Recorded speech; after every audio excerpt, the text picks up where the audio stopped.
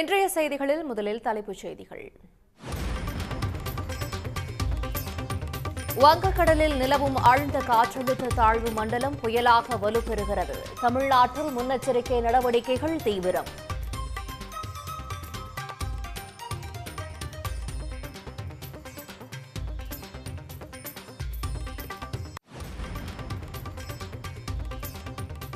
பெங்கல் புயலை எதிர்கொள்ள 39 குழுக்களுடன் சென்னை காவல்துறை தயார். மீட்பு பணிகளுக்கு தேவையான உபகரணங்கள், தீயணைப்பு வாகனங்கள் உள்ளிட்ட உபகரணங்கள் தயார் நிலையில் உள்ளதாக தகவல்.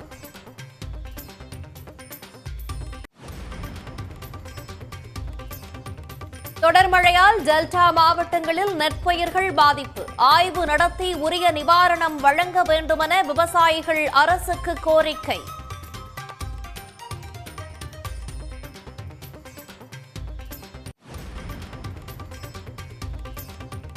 கனமழையால் மரக்காணம் ஓங்கூர் ஆற்றில் வெள்ளப்பெருக்கு.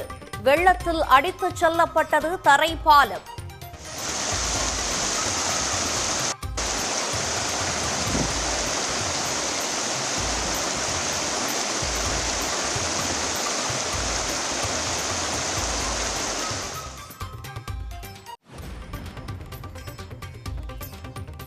தமிழ்நாட்டின் கடலோர மாவட்டங்களில் கடல் சீற்றம்.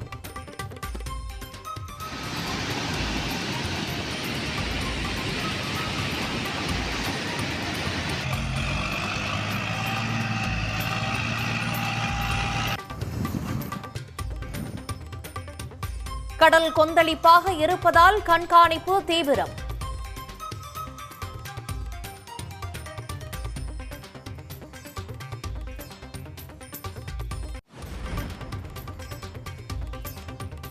பிரதமரின் விஸ்வகர்மா திட்டத்தை தமிழ்நாடு அரசு செயல்படுத்தாது என முதலமைச்சர் மு.க.ஸ்டாலின் திட்டவட்டம். கைவினைஞர்களுக்கு அதிகாரம் அளிக்கும் வகையில் தமிழ்நாட்டிற்கென விரிவான திட்டத்தை உருவாக்க ஒன்றிய அரசுக்கு கடிதம்.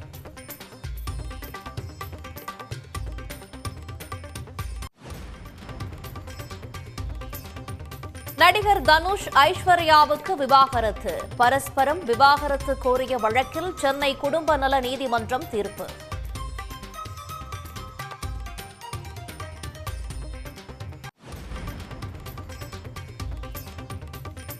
அமலாக்கத்துறை வழக்குகளில் விசாரணை தாமதமாவதற்கு உச்சநீதிமன்றம் கண்டனம். கைது செய்யப்படுபவர்களை எவ்வளவு நாள் விசாரணை கைதியாகவே வைத்திருப்பீர்கள் என காட்டம்.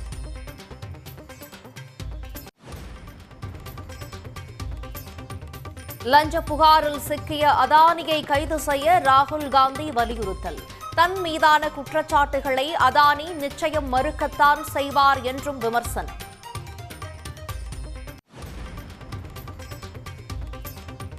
மராட்டியத்தின் அடுத்த முதலமைச்சர் யார் என்பதை பிரதமர் மோடியே முடிவு செய்வார். முதலமைச்சர் ஏக்நாத் ஷிண்டே உறுதி.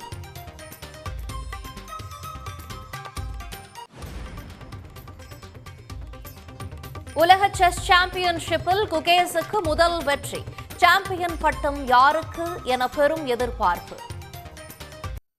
வங்கக்கடலில் நிலவும் ஆழ்ந்த காற்றழுத்த தாழ்வு மண்டலம் இரவுக்கு பெங்கல் புயலாக வலுப்பெறும் என்று இந்திய வானிலை ஆய்வு மையம் தெரிவித்துள்ளது. வடகிழக்கு பருவமழை டெல்டா மாவட்டங்கள் மற்றும் சென்னையில் தீவிரம் காட்டி வரும் நிலையில் தெற்கு வங்கக்கடலில் புதிய புயல் சின்னம் உருவாகியுள்ளது. அந்த வகையில் தெற்கு வங்கக்கடலில் நிலவும் ஆழ்ந்த காற்றழுத்த தாழ்வு மண்டலம் காலையில் புயலாக வலுப்பெறும் என எதிர்பார்க்கப்பட்டது. ஆனால் நகரும் வேகம் மணிக்கு 13 கிலோமீட்டர் வேகத்தில் இருந்து 10 மீட்டராக குறைந்ததால் இரவில் ஆழ்ந்த காற்றழுத்த தாழ்வு மண்டலம் புயலாக வலுப்பெறும் என இந்திய வானிலை ஆய்வு மையம் தெரிவித்துள்ளது.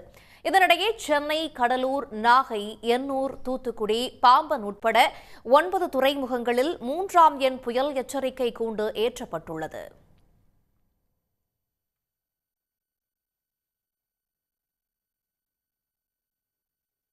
காவிரி டெல்டா மாவட்டங்களில் தொடர்ந்து பெய்து வரும் கனமழை காரணமாக பல்வேறு குடியிருப்புகளை தண்ணீர் சூழ்ந்துள்ளது. ஆயிரக்கணக்கான ஏக்கரில் சம்பா நெற்பயிர்கள் நீரில் மூழ்கியுள்ளன.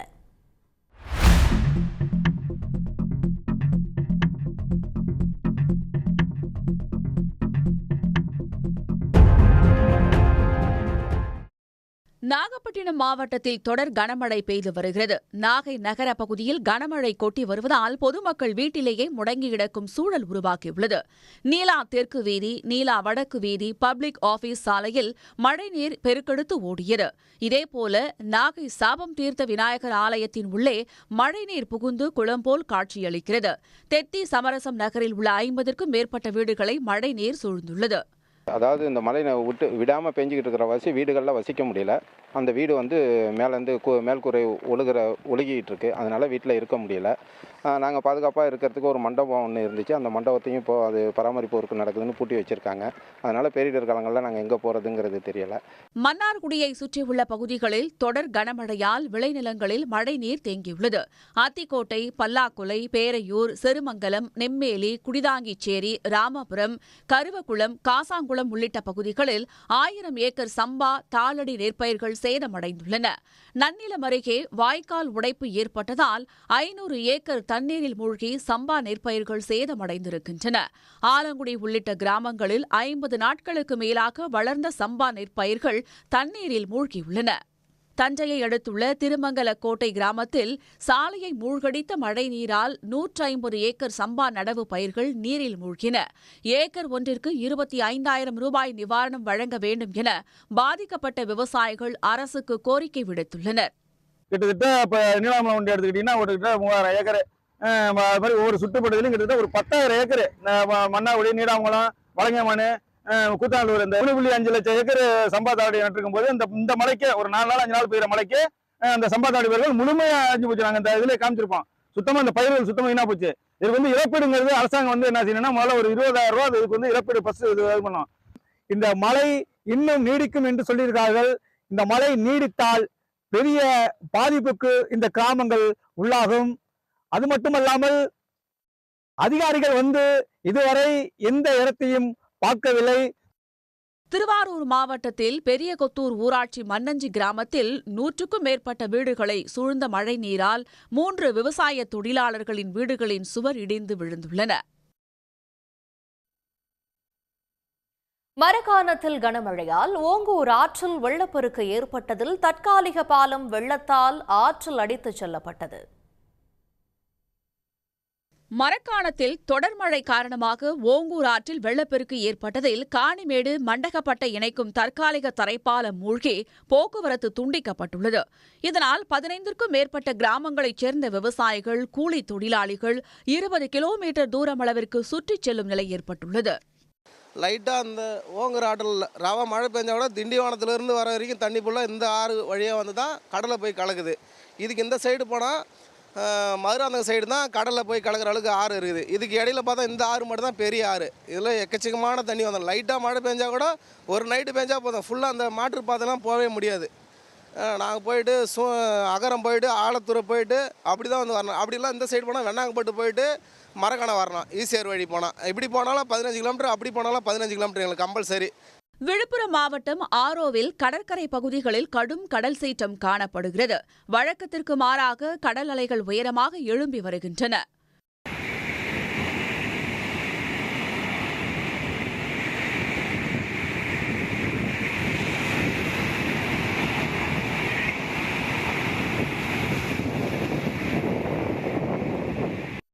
ராமேஸ்வரம், பாம்பன் பகுதிகளில் தொடர் மழை மற்றும் கடல் சீற்றம் காரணமாக பாம்பன் தெற்குவாடி கடற்கரை ஓரத்தில் உள்ள மீனவர் வீடுகளில் கடல் நீர் புகுந்துள்ளது. இதனால் மீனவர்கள் அச்சமடைந்துள்ளனர். மேலும் பாம்பன் பகுதிகளில் மணிக்கு 50 கிலோமீட்டர் வேகத்திலிருந்து 60 கிலோமீட்டர் வேகத்தில் காற்று வீசுவதால் மீனவர்கள் படகுகளை பாதுகாப்பாக நிறுத்தும் பணியில் ஈடுபட்டு வருகின்றனர். கடல் கொந்தளிப்புடன் காணப்படுகிறது.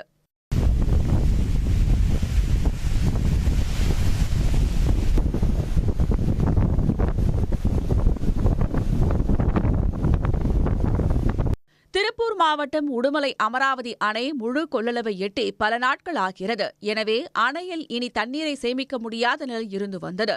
இந்நிலையில் நீர்பிடிப்பு பகுதியில் பெய்த மழையின் காரணமாக திடீரென அணைக்கு 3000 கனஅடி தண்ணீர் வந்து கொண்டிருக்கிறது. எனவே அணையின் பாதுகாப்பு கருதி 3300 கனஅடி தண்ணீர் வெளியேற்றப்பட்டு வருகிறது.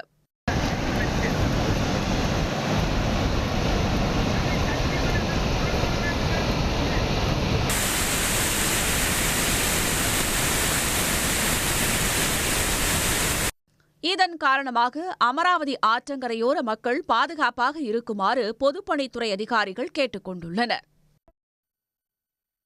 பிரதமரின் விஸ்வகர்மா திட்டத்தை தமிழ்நாடு அரசு செயல்படுத்தாது என்றும் சமூக நீதி அடிப்படையில் தமிழ்நாட்டிற்கு என விரிவான திட்டத்தை உருவாக்க முடிவு செய்துள்ளதாகவும் முதலமைச்சர் மு.க.ஸ்டாலின் தெரிவித்துள்ளார். ஒன்றிய சிறு குறு மற்றும் நடுத்தர தொழில் நிறுவனங்கள் துறை அமைச்சர் ஜித்தன் ராம் மஞ்சிக்கு முதலமைச்சர் மு.க.ஸ்டாலின் எழுதியுள்ள கடிதத்தில் பிரதமரின் விஸ்வகர்மா திட்டம் சாதி அடிப்படையிலான தொழில் முறையை வலுப்படுத்தும் என தெரிவிக்கப்பட்டுள்ளது. இதை கருத்தில் கொண்டு இந்த திட்டத்தை ஆய்வு செய்திட தமிழ்நாடு அரசின் சார்பில் அமைக்கப்பட்ட குழு பரிந்துரை செய்துள்ள மாற்றங்களை பிரதமரின் கவனத்திற்கு ஏற்கனவே கொண்டு சென்றதாக முதலமைச்சர் குறிப்பிட்டுள்ளார். இந்நிலையில் ஒன்றிய அரசின் சிறு குறு மற்றும் நடுத்தர தொழில்கள் அமைச்சகத்திலிருந்து வரப்பெற்ற பதிலில் தமிழ்நாடு அரசின் பரிந்துரைகள் தொடர்பாக எதுவும் குறிப்பிடப்படவில்லை என முதலமைச்சர் தெரிவித்துள்ளார். எனவே பிரதமரின் விஸ்வகர்மா திட்டத்தை தற்போதைய வடிவில் தமிழ்நாடு அரசு முன்னெடுத்து செல்லாது என முதலமைச்சர் தனது கடிதத்தில் திட்டவட்டமாக குறிப்பிட்டுள்ளார். மேலும் சமூக நீதி கொள்கையின் கீழ் தமிழ்நாட்டில் உள்ள கைவினைஞர்களுக்கு அதிகாரமளிக்கும் வகையில் விரிவான திட்டம் ஒன்றை உருவாக்க தமிழ்நாடு அரசு முடிவு செய்துள்ளதாகவும் இந்த திட்டம் சாதி மற்றும் குடும்ப தொழில் வேறுபாடின்றி மாநிலத்தில் உள்ள அனைத்து கைவினைஞர்களுக்கும் முழுமையான ஆதரவை அளிக்கும் என்றும் அவர் கூறியுள்ளார். இத்தகைய திட்டம் கைவினைஞர்களுக்கு நிதியுதவி, பயிற்சி மற்றும் வளர்ச்சிக்கு தேவையான அனைத்தையும் உள்ளடக்கியதாக இருக்கும் என்றும் முதலமைச்சர் மு.க.ஸ்டாலின் தெரிவித்துள்ளார். டிசம்பர் 15ஆம் தேதி அதிமுக செயற்குழு மற்றும் பொதுக்குழு கூட்டம் நடைபெறும் என்று அக்கட்சியின் பொதுச் செயலாளர் எடப்பாடி பழனிசாமி அறிவித்துள்ளார். அதிமுக பொதுக்குழுவில் எடுக்கப்பட வேண்டிய முடிவுகள் தொடர்பாக மாவட்ட செயலாளர்கள் மற்றும் தலைமை நிலைய நிர்வாகிகளுடன் கடந்த 6ஆம் தேதி எடப்பாடி பழனிசாமி ஆலோசனை நடத்தினார். அந்த கூட்டத்தில் புதுப்பித்த உறுப்பினர் அட்டைகளை வழங்காத நிர்வாகிகளையும் செயல் வீரர்கள் கூட்டத்தை நடத்தாத மாவட்ட செயலாளர்களையும் கடுமையாக கடிந்து கொண்டதாக கூறப்பட்டது. அதிமுகவின் வட்டக் கழகங்கள், சார்பு அமைப்புகளின் பணிகள் குறித்து ஆய்வு செய்யவும் அவற்றின் பணிகளை மேம்படுத்தவும் தொண்டர்களுக்கு புதுப்பித்த உறுப்பினர் அட்டைகள் வழங்கப்பட்டுள்ளதா என்பதை ஆய்வு செய்யும் விதமாக முன்னாள் அமைச்சர்கள் 10 பேர் கொண்ட கள ஆய்வுக் குழுவையும் அமைத்தார். இந்த குழு ஒவ்வொரு மாவட்டத்திற்கும் சென்று கள ஆய்வுக் கூட்டம் நடத்தி வரும் நிலையில் மதுரை, நெல்லை, கன்னியாகுமரி, கும்பகோணம் ஆகிய இடங்களில் நடைபெற்ற கூட்டங்களில் மோதல்கள் வெடித்தன. இந்நிலையில் டிசம்பர் 15ஆம் தேதி சென்னை வானகரத்தில் அதிமுக செயற்குழு மற்றும் பொதுக்குழு கூட்டம் நடைபெறும் என பொதுச் செயலாளர் எடப்பாடி பழனிசாமி அறிவித்துள்ளார். இந்த கூட்டத்தில் மாவட்டந்தோறும் நடத்தப்பட்ட கள ஆய்வுக் கூட்டத்தில் விவாதிக்கப்பட்ட அம்சங்கள் மற்றும் அதிமுக நிர்வாகிகளுக்கு இடையேயான மோதல் உள்ளிட்ட பல்வேறு பிரச்சினைகள் தொடர்பாக விவாதம் நடத்தப்பட என கூறப்படுகிறது. நானும் ரவுடிதான் படப்பிடிப்பு காட்சிகளை பயன்படுத்தியதற்காக நடிகை நயன்தாராவுக்கு எதிராக நடிகர் தனுஷின் தயாரிப்பு நிறுவனம் சென்னை உயர்நீதிமன்றத்தில் வழக்கு தொடுத்துள்ளது. நடிகை நயன்தாரா தனது திருமண ஆவண படத்திற்கு நடிகர் தனுஷின் வண்டர்பார் நிறுவனம் தயாரித்த நானும் ரவுடிதான் படத்தின் படப்பிடிப்பு காட்சிகளை அனுமதியின்றி பயன்படுத்தியதாக கூறி 10 கோடி ரூபாய் இழப்பீடு வழங்க வேண்டும் என நயன்தாராவுக்கு தனுஷ் தரப்பில் வழக்கறிஞர் நோட்டீஸ் அனுப்பப்பட்டிருந்தது. இந்த நோட்டீஸுக்கு பதிலளித்து நயன்தாரா வெளியிட்ட அறிக்கையில் 3 வினாடி வீடியோவுக்கு 10 கோடி ரூபாய் கேட்பது மிகவும் வினோதமாக இருக்கிறது என்றும் இது கீழ்த்தரமான செயல் என்றும் கூறியிருந்தார். இந்நிலையில் நயன்தாராவுக்கு எதிராக தனுஷின் வண்டர்பார் நிறுவனம் தரப்பில் சென்னை உயர்நீதிமன்றத்தில் மனு தாக்கல் செய்யப்பட்டுள்ளது. அந்த மனுவில் மும்பையை சேர்ந்த நெட்ஃபிளிக்ஸ் நிறுவனத்திற்கு எதிராக வழக்கு தாக்கல் செய்ய அனுமதி கோரப்பட்டுள்ளது. இந்த மனுவை விசாரித்த நீதிபதி அப்துல் குதூஸ் எதிர் மனுதாரர்களாக சேர்க்கப்பட்டுள்ள நயன்தாரா மற்றும் விக்னேஷ் சிவன் ஆகியோர் சென்னையில் வசிப்பதாக கூறி இந்த வழக்கை தாக்கல் செய்த வண்டர்பார் நிறுவனத்திற்கு அனுமதி அளித்து உத்தரவிட்டுள்ளார். இது தொடர்பாக நயன்தாரா மற்றும் விக்னேஷ் சிவன் பதிலளிக்க உத்தரவிட்டு விசாரணையை தள்ளி வைத்தார். சட்டப்பேரவைத் தேர்தலில் 200 தொகுதிகளுக்கு மேல் வெல்ல திமுகவினர் தயாராக வேண்டும் என துணை முதலமைச்சர் உதயநிதி ஸ்டாலின் வலியுறுத்தியுள்ளார். துணை முதலமைச்சர் உதயநிதி ஸ்டாலின் 48வது பிறந்த நாளை கொண்டாடுகிறார். இதனையொட்டி சென்னை மெரினா கடற்கரையில் உள்ள முன்னாள் முதலமைச்சர்கள் அண்ணா, கலைஞர் நினைவிடங்களில் அமைச்சர்கள் மற்றும் திமுக நிர்வாகிகள் புடைசூழ நேரில் சென்று மலர் தூவி மரியாதை செலுத்தினார். பின்னர் கலைஞர் நினைவிடத்தில் பணியாற்றும் தொழிலாளர்களுக்கு உதயநிதி ஸ்டாலின் நலத்திட்ட உதவிகளை வழங்கினார்.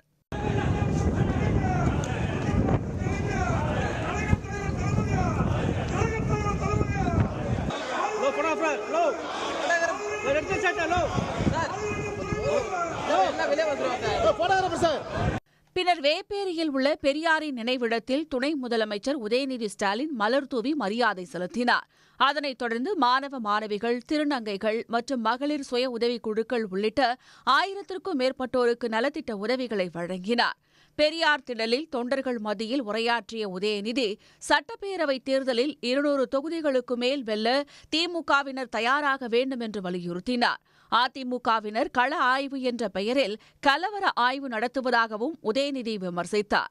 வர்ற சட்டமன்ற தேர்தலுக்கு நாம தயாராகணும். நம்ம கழகத்துடைய திட்டங்களை மக்கள்கிட்ட கொண்டு போய் சேர்க்கணும். திராவிட மாடல் அரசுடைய சாதனைகளை மக்கள்கிட்ட கொண்டு போய் சேர்த்து எப்பவுமே சென்னை கிழக்கு மாவட்டம் நம்முடைய கழகத்துடைய கோட்டை அப்படிங்கிறத நிச்சயம் ஜெயிக்கப்படுறது உறுதி. மக்கள்கிட்ட அப்படி ஒரு எழுச்சி இருக்கு, குறிப்பா தாய்மார்கள்கிட்ட அப்படி ஒரு எழுச்சி இருக்கு. நிச்சயம் இந்த முறை 7வது முறையாக திராவிட முன்னேற்ற கழகம் ஆட்சி அமைக்கப்படுவது உறுதி. நம்முடைய தலைவர், கழக தலைவர் அவர்கள் 2வது முறையாக, தொடர்ச்சியாக 2வது முறையாக முதலமைச்சர் நாற்காலியில் நீங்க வைக்க போவது தமிழ்நாட்டு மக்கள் உங்களுடைய ஒத்துழைப்பாளர், உங்களுடைய உழைப்பால உட்கார வைக்கப்படுவது உறுதி. எதிரடியில் இருக்க கூட்டணியை பற்றி உங்களுக்கு தெரியும் என்ன நடந்துட்டு இருக்கு. அவங்க கள ஆய்வு நடத்தி அப்படின்னு சொல்லி ஒவ்வொரு இடத்துலையும் பெரிய கலவர ஆய்வு தான் நடத்திட்டு இருக்கிறாங்க. எல்லா நிகழ்ச்சிகளையும் கண்ட நம்முடைய கூட்டணி மிகப்பெரிய ஒரு வெற்றி கூட்டணி. முன்னதாக சென்னை ஆழ்வார்பேட்டையில் உள்ள முதலமைச்சர் ஸ்டாலினின் வீட்டுக்கு சென்று பெற்றோரிடம் உதயநிதி ஸ்டாலின் வாழ்த்து பெற்றார்.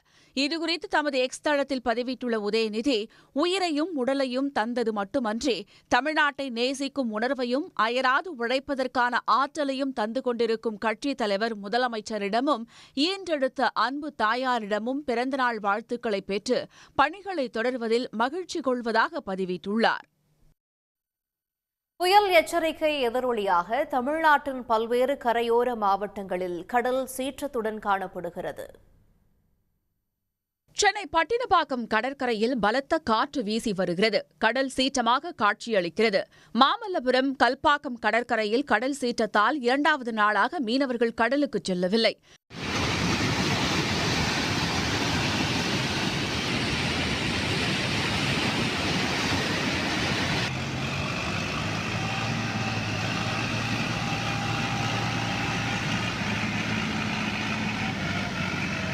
மயிலாடுதுறை மாவட்டம் தரங்கம்பாடி கடற்கரையில் கடல் சீற்றம் காரணமாக அலையின் வேகம் அதிகமாக உள்ளதால் கரைகளில் மண் அரிப்பு ஏற்பட்டுள்ளது. இதனால் டேனிஷ் கோட்டை பிரதான மதில் சுவற்றிற்கு முன்பாக உள்ள பாதுகாப்பு முள்வேலி தடுப்புச் சுவர் இடிந்து விழும் நிலை ஏற்பட்டுள்ளது. சுற்றுலா தலத்தின் அடையாளமாக விளங்கும் டேனிஷ் கோட்டைக்கு பாதிப்பு ஏற்படாதவாறு எஞ்சிய பகுதியில் கல் தடுப்புச் சுவர் அமைக்க நடவடிக்கை எடுக்க வேண்டும் என்று சுற்றுலா பயணிகள் கோரிக்கை வைத்துள்ளனர்.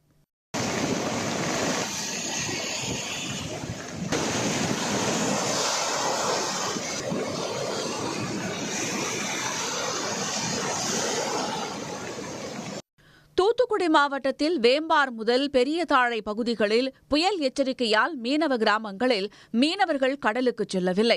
இதன் காரணமாக சுமார் 2500க்கும் மேற்பட்ட நாட்டு படகு மற்றும் ஃபைபர் படகுகள் மற்றும் 300க்கும் மேற்பட்ட விசை படகுகள் மீன்பிடி துறைமுகங்களில் கரையில் நிறுத்தி வைக்கப்பட்டுள்ளன. கடலூர் மாவட்டத்தில் வழக்கத்தை விட அதிகமாக 6 மீட்டர் அளவிற்கு அலைகள் எழுச்சியுடன் காணப்படுகின்றன. இதனால் 5வது நாளாக மீனவர்கள் கடலுக்கு மீன்பிடிக்க செல்லவில்லை.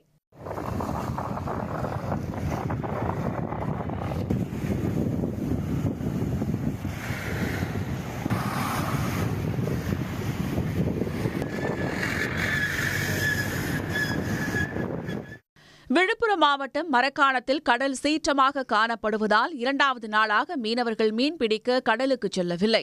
1500க்கும் மேற்பட்ட ஃபைபர் படகுகளை மேடான பகுதியில் நிறுத்தி வைத்துள்ளனர்.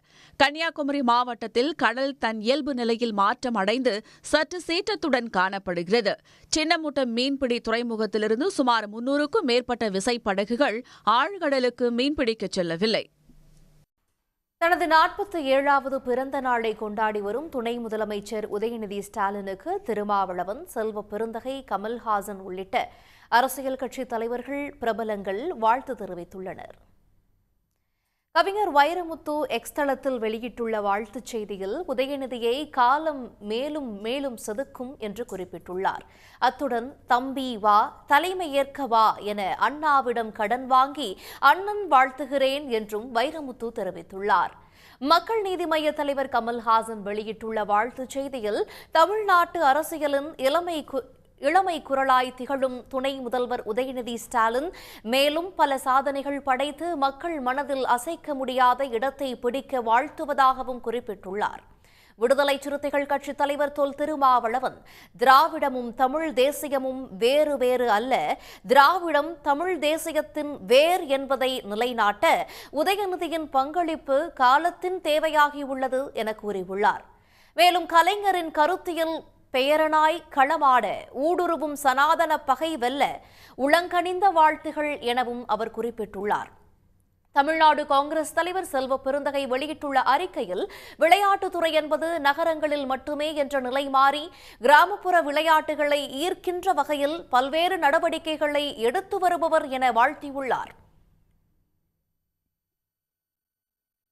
விழுப்புரம் மாவட்டம் திருவெண்ணைநல்லூர் அருகே சன் நியூஸ் செய்தி எதிரொலியாக இருளர் பழங்குடியின மக்களுக்கு சாதிச் சான்றிதழ் கிடைத்துள்ளது. திருவெண்ணைநல்லூர் அருகே உள்ள தி எடையார் கிராமத்தில் உள்ள இருளர் இன மக்களுக்கு சாதி சான்று இல்லாததால் உயர்கல்வியில் சேர முடியவில்லை என கடந்த 2 தினங்களுக்கு முன்பாக சன் நியூஸில் செய்தி தொகுப்பு ஒளிபரப்பானது. இதையடுத்து மாவட்ட ஆட்சியர் விசாரணை மேற்கொண்டு தி எடையார் கிராமத்தைச் சேர்ந்த இருளர் மாணவ மாணவிகள் மற்றும் பெண்கள் என 28 பேருக்கு சாதிச் சான்றிதழ்களை வழங்கினார். சாதி சர்டிஃபிகேட் இல்லைன்னு சொல்லி கேட்டிருந்தோம். எங்கள் பசங்களுக்கு பரீட்சை எழுதுறதுக்காக சாதி சர்டிஃபிகேட் கொடுத்துட்டாங்க. எங்களுக்கு ரொம்ப நன்றி, அவங்களுக்கு ரொம்ப நன்றி கடமைப்பட்டிருக்கோம். நாங்கள் இதே மாதிரி எங்களுக்கு வீட்டு மனை பட்டாவும் எங்களுக்கு ரெடி பண்ணி கொடுத்தாங்கன்னா இன்னும் நல்லாயிருக்கும். எங்கள் பசங்க நல்லா படிக்குங்க. எங்களுக்கு சாதி சான்று கொடுத்தா ரொம்ப நன்றி சார். முதலமைச்சருக்கு ரொம்ப நன்றி சொல்கிறோம். நான் 12th முடிச்சிருக்கேன். எனக்கு கம்யூனிஸ்ட் சர்டிஃபிகேட் இல்லாதனால நான் மேல் படிப்பு படிக்க ரொம்ப கஷ்டமாக இருக்குது. இப்போ கலெக்டர் ஐயா அவர்கள் எனக்கு ஜாதி சர்டிஃபிகேட் கொடுத்துருக்காங்க. அதேமாரி வீட்டு மனை பட்டாவும் கொடுத்தா எனக்கு ரொம்ப சந்தோஷமாக இருக்கும். செய்தியில் பிடிச்சி சன் டிவியில் போட்டாங்க. சாதி சான்று கொடுத்துட்டாங்க. இப்போ நாங்கள் கேட்குது வீட்டு பட்டா மட்டும். வீட்டு பட்டா கொடுத்தா அது ரொம்ப சந்தோஷம். கலெக்டர் ரெடி பண்ணிட்டு இருக்கிறேன்னு சொல்லிட்டு இருக்கிறாங்க. நிகழ்ச்சியில் பேசிய மாவட்ட ஆட்சியர் இருளர் மக்களின் மற்றொரு முக்கிய கோரிக்கையான வீட்டுமனை பட்டாவும் விரைவில் வழங்கப்படும் என உறுதியளித்தார். தமிழ்நாட்டில் குற்றங்களே நடக்காத நிலையை உருவாக்க வேண்டுமென புதிதாக சேர்ந்த காவலர்களிடம் கேட்டுக் கொண்டுள்ள முதலமைச்சர் மு.க.ஸ்டாலின், சமூக நீதி பார்வையும் மதச்சார்பின்மையும் முக்கியம் என்று தெரிவித்துள்ளார்.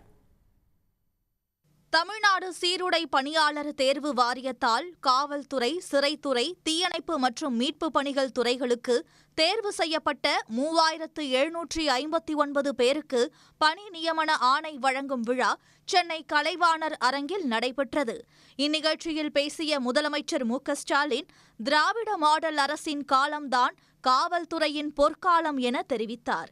திமுக ஆட்சியில் காவல்துறையினருக்கு செயல்படுத்தப்பட்டு வரும் திட்டங்களை பட்டியலிட்ட அவர், கஷ்டப்பட்டு வந்திருக்கக்கூடிய காவலர்கள் கஷ்டப்படும் மக்களை பாதுகாக்க வேண்டும் என கேட்டுக்கொண்டார். குற்றங்கள் நடைபெறாமல் தடுக்கிறது தான் நம்முடைய இலக்காக இருக்குன்னு தொடர்ந்து நான் சொல்லிக்கிட்டு வரேன். நமக்கு முன்னாடி இருக்கிற முக்கியமான சவால்கள் என்ன என்றால், சைபர் குற்றங்கள், போதைப்பொருள் ஒழிப்பு, பெண்கள் மற்றும் குழந்தைகளுக்கு எதிரான குற்றங்கள். இந்த சவால்களை எதிர்கொள்ள உங்களை நீங்க தயார்படுத்திக் கொள்ள வேண்டும்.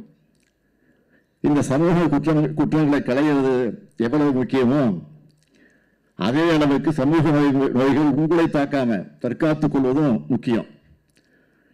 உங்களுக்கு சமூக நீதி பார்வையும் மதச்சார்பின்மையும் நிச்சயம் முக்கியம்.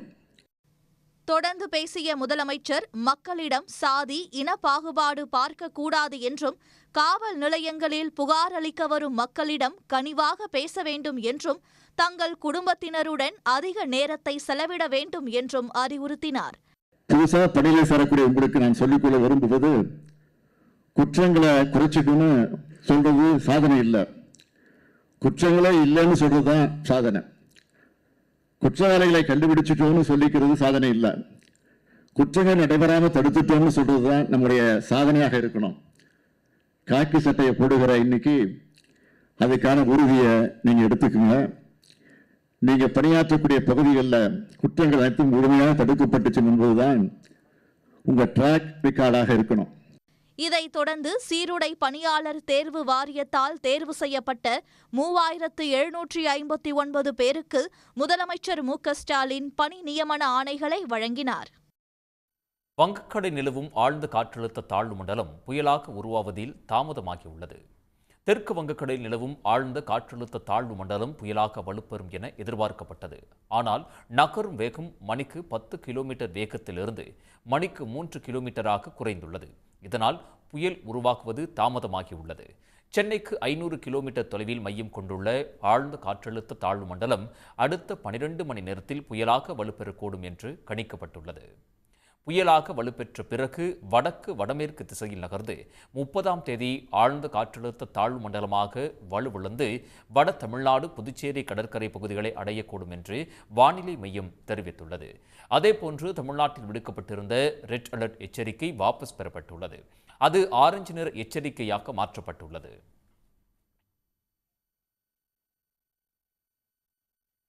பெங்கல் புயலை எதிர்கொள்ள 39 குழுக்களுடன் சென்னை காவல்துறையினர் தயார் நிலையில் உள்ளதாக தெரிவிக்கப்பட்டுள்ளது.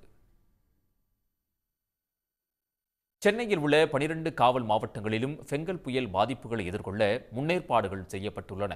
மீட்பு பணிகளுக்கான உபகரணங்கள், தீயணைப்பு வாகனங்கள், ஆம்புலன்ஸ், படகுகள் உள்ளிட்ட பொருட்களுடன் 39 குழுக்கள் தயார் நிலையில் உள்ளதாக காவல்துறை தரப்பில் தெரிவிக்கப்பட்டுள்ளது. மேலும் ஒவ்வொரு குழுவிலும் எஸ்ஐ தலைமையில் 12 போலீசார் பணியில் ஈடுபட உள்ளதாகவும் கூறப்பட்டுள்ளது. மீட்பு உபகரணங்கள் வைக்கப்பட்டுள்ள சென்னை எழும்பூர் ராஜரத்னம் விளையாட்டு மைதானத்தில் செய்தியாளர்களை சந்தித்த உதவி ஆணையர் ஜெகதீசன் பொதுமக்களுக்கு உதவ சென்னை காவல்துறை தயார் நிலையில் இருப்பதாக தெரிவித்தார். மழைக்கு மக்கள் ஏதாவது மழையில் பாதிக்கப்பட்டிருந்திருக்காங்க அப்படின்னு சொன்னால் அவங்கள முன்னெச்சரிக்கையாக என்னென்ன நடவடிக்கை எடுக்கணும், அதுக்கு தேவையான எக்யூப்மெண்ட்ஸ் என்னென்ன இருக்கோ கம்ப்ளீட்டாக நாங்கள் இங்கே வச்சுருக்கோம். வாட்டர் லாக்கிங் ஏதாவது இருந்துச்சு, ஏதாவது ப்ராப்ளம் இருக்குது, மற்ற இபி ப்ராப்ளம், மற்ற ரோட்டில் ஏதாவது ப்ராப்ளம், மற்ற ஏதாவது ப்ராப்ளம் இருந்துச்சுன்னு சொன்னால் மினி கண்ட்ரோலில் ஏதாவது நம்மளுக்கு காண்டாக்ட் பண்ணுவாங்க. நாங்களும் அவங்களை காண்டாக்ட் பண்ணி சம்மந்தப்பட்ட அந்த கார்பரேஷன் துறைக்கோ அல்லது இபி துறைக்கோ ஃபயர் சர்வீஸ் இதெல்லாம் ஏதாவது அவங்க துறைக்கு காண்டாக்ட் பண்ணி இமீடியட்டாக அந்த அளவுக்கு அந்த இடத்துக்கு ரஷப் பண்ணி மக்களுக்கு எந்த உதவிகள் நம்ம செய்ய முடியுமோ அது ஒன்று செய்வோம். நடிகர் தனுஷ் ஐஸ்வர்யாவுக்கு விவாகரத்து வழங்கி சென்னை குடும்ப நல நீதிமன்றம் தீர்ப்பளித்துள்ளது. நடிகர் தனுஷ் ஐஸ்வர்யா ரஜினிகாந்த் தம்பதி கருத்து வேறுபாடு காரணமாக பிரிவதாக கடந்த 2022ஆம் ஆண்டு அறிவித்தனர். இதனையடுத்து ஒருமித்த கருத்தின் அடிப்படையில் 6 மாதங்களுக்கு முன்பு இருவரும் விவாகரத்து கோரி நீதிமன்றத்தில் மனு அளித்தனர். இதுகுறித்து தொடர் விசாரணை நடைபெற்று வந்தது. இந்நிலையில் திருமண உறவிலிருந்து பிரிவதாக ஒருமித்த கருத்தின் அடிப்படையில் இருவரும் இருந்ததால் தனுஷ் ஐஸ்வர்யாவுக்கு விவாகரத்து வழங்கி நீதிபதி சுபாதேவி தீர்ப்பளித்துள்ளார். இவர்களுக்கு யாத்ரா, லிங்கா என 2 மகன்கள் உள்ளனர். மராட்டியத்தின் புதிய முதலமைச்சரை தேர்ந்தெடுக்க தாங்கள் தடையாக இல்லை என்றும் பிரதமர் மோடி அடையாளம் காட்டும் முதலமைச்சரை ஏற்றுக்கொள்வோம் என்றும் அம்மாநிலத்தின் காபந்து முதலமைச்சர் ஏக்நாத் ஷிண்டே தெரிவித்துள்ளார். மராட்டிய சட்டமன்ற தேர்தலில் பாஜக தலைமையிலான மகாயுதி கூட்டணி அமோக வெற்றி பெற்ற போதும் புதிய முதலமைச்சரை தேர்ந்தெடுப்பதில் 4 நாட்களாக குழப்பம் நீடித்து வந்தது. இந்நிலையில் தானேவில் உள்ள தனது இல்லத்தில் கட்சி நிர்வாகிகளுடன் ஏக்நாத் ஷிண்டே ஆலோசனை மேற்கொண்டார். பின்னர் செய்தியாளர்களிடம் பேசிய அவர், புதிய அரசு பதவியேற்பதற்கு தங்கள் கட்சி தடையாக இருக்காது என பிரதமர் மோடி மற்றும் ஒன்றிய உள்துறை அமைச்சர் அமித்ஷாவிடம் தெளிவுபடுத்திவிட்டதாக தெரிவித்தார். பிரதமர் மோடி அடையாளம் காட்டும் முதலமைச்சர் யாராக இருந்தாலும் முழுமையாக ஏற்றுக்கொள்வோம் என ஏக்நாத் ஷிண்டே உறுதிபட தெரிவித்தார். कल जो है कल के लिए कुल बाकी रखो। कल मैंने आदरणीय मोदी जी को फोन करके कहा है, ये मैंने कहा है, अभी लास्ट का बता रहा हूँ, इसके बाद कोई सवाल जवाब। तो मैंने कहा है जो निर्णय लेना है आप लीजिए, एकनाथ शिंदे आपके साथ है, शिवसेना पूरी आपके साथ है.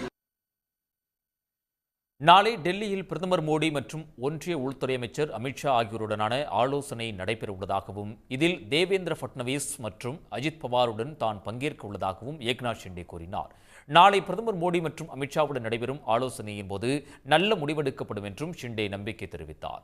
இதன் மூலம் தேர்தல் முடிவுகள் வெளியாகி 4 நாட்களாக நீடித்து வந்த குழப்பம் நாளை முடிவுக்கு வரும் என்று எதிர்பார்க்கப்படுகிறது. உடனுக்குடன் செய்திகளை தெரிந்து கொள்ள சன் நியூஸ் பெல் ஐகானை கிளிக் பண்ணுங்க.